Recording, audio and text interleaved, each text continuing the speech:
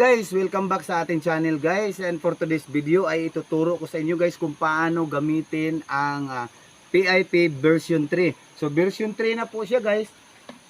Itong ating PIP, ito yung dating PIP na visualizer, ngayon ay ginawa po siyang version 3. Parang Maria Technology po ang kanyang kagamitan, ang kanyang pihitan guys. Ayan po, parang ano na siya, parang Maria Technology. And then localized at anong tawag nito guys, endorsed by LTHP, Local Treasure Hunter. Ayan, sa page ko po yan. Ito na po ang paggamit niya guys. I-on lang po natin ito. Ayan, may power button. Ayan, naka-on na po siya. Tapos dito naman sa ating laptop ay kailangan nating i-on ang ating visualizer 3D. Ayan, pagka-on ng visualizer 3D, ayan, i-connect lang po natin siya. Type, press yes, enter. Ayan po, ano na po siya, magko-connect po siya ng visualizer 3D. Dito po sa kanyang screen, pindutin lang po natin ang kanyang new folder. Ayan, gagawa tayo ng new folder guys.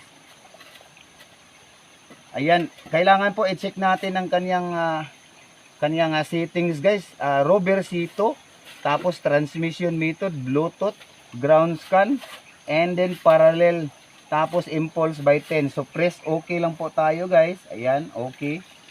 Press OK. Pag makita natin guys na mag red X na itong dito sa itaas, meaning ay connected na po sila sa ating device. So ngayon, ang gagawin ay i-calibrate muna itong baston para ma-ready to fire na siya guys.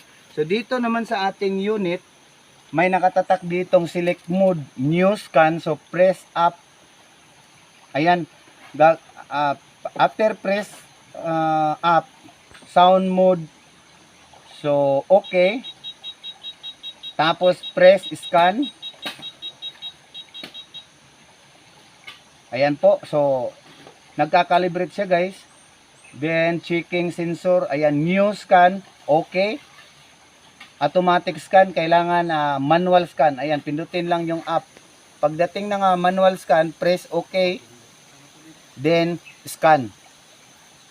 So ayan po guys, ready na siya. So i-calibrate natin siya bago ma-connect dyan sa ating baston. Kailangan nating iharap sa lupa para po makalibrate siya. So press scan by 28 second.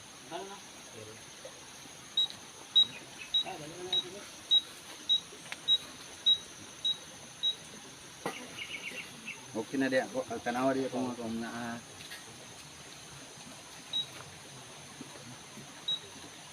kung na dua. Meron na. So ayan, connected na po siya dyan guys. Tignan nyo guys. Ayan, meron na po siyang image dyan. So ngayon, ang gagawin natin, punta na tayo sa site kung saan ang ating i-scanin.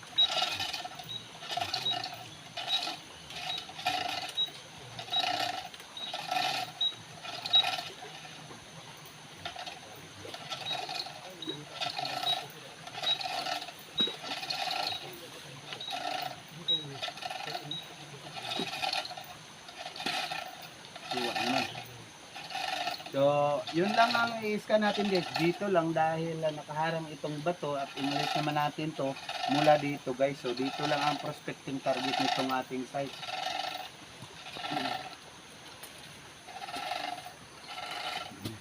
So, ngayon, after na ma-scan, pindutin lang natin itong scan para po mag-reset siya ng panibagong scanning. Ayan po.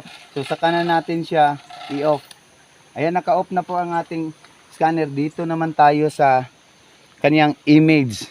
Kung titignan natin yung image niya, kung meron ba siyang lamang item. Ayan po, naka-X na po siya.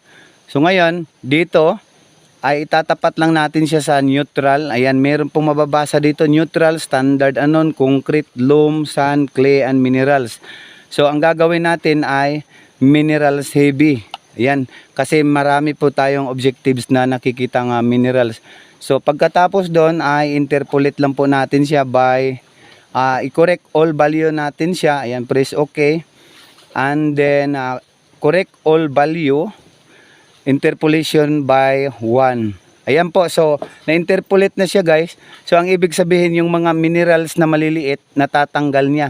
So ngayon, pag-determine natin kung may load ba dyan. So ito na po yun guys. Yan, nakita sa ating scanner, meron po siyang napakalaking box. Ayan po, pansinin nyo naman yung kulay na yan. Ayan po, so makikita mo sa screen na kulay red, yan pong red ay metal object including gold. So possible, yan po yung item na nasa ilalim lang guys, na meron siyang erode suel, merong butas dito guys na malambot. So ang gagawin mo dyan, titignan natin siya kung positive siya sa, ayan po. So makikita nyo naman ang puwet ng treasure guys. So malapad ito guys, sing laki po ng bato na yan ang ano nito, laman. So ito po yung nakunan niya guys na target. Meron siyang malaki o mahabang frequency signals mula sa ilalim ng lupa. So ibig sabihin, ito talagang nalihis ng ating scanner. Yan po yung object. Yan po yung object guys, at ito naman ang kanyang simento guys na nakabalot. Ito ang kanyang lupa, at ito naman ay stock ng tubig. So yan ay malakas ang tubig dyan pagdating sa ilalim. So masasabi kong item yan guys dahil nga malapad po ang kanyang puwetan. Ayan po, so kung mapapansin nyo, parang naka-square siya, kaya lang hindi natin matodong pag-ispat o pag-tanaw dyan dahil may nakaharang pa po siyang bato. So papakita ko sa inyo guys, ang ilalim ng bato na yan ay meron siyang butas na napakaganda guys, na bilog na bilog. Yan po ang ibig sabihin, arko po siya, na dyan po talaga ang treasure. So yun lang guys, i-close natin to pagkatapos. Tapos dito sa file, para ma-exit po ang ating guys, ma-exit po ang ating pag-i-scan, kasi tapos na po tayo guys. Ayan, meron siyang exit dito. Pagkatapos ay ayan, Alt E4 na lang po para mag-close ang ating window. So yan po guys ang kabuuan ng ating video guys about tutorial paggamit itong ating Pinoy Imager Pro version 3. Version 3 na po ito siya guys, at napakagandang gamitin, at endorsed by LTHP. Ayan po, nakalogo po sa atin yan.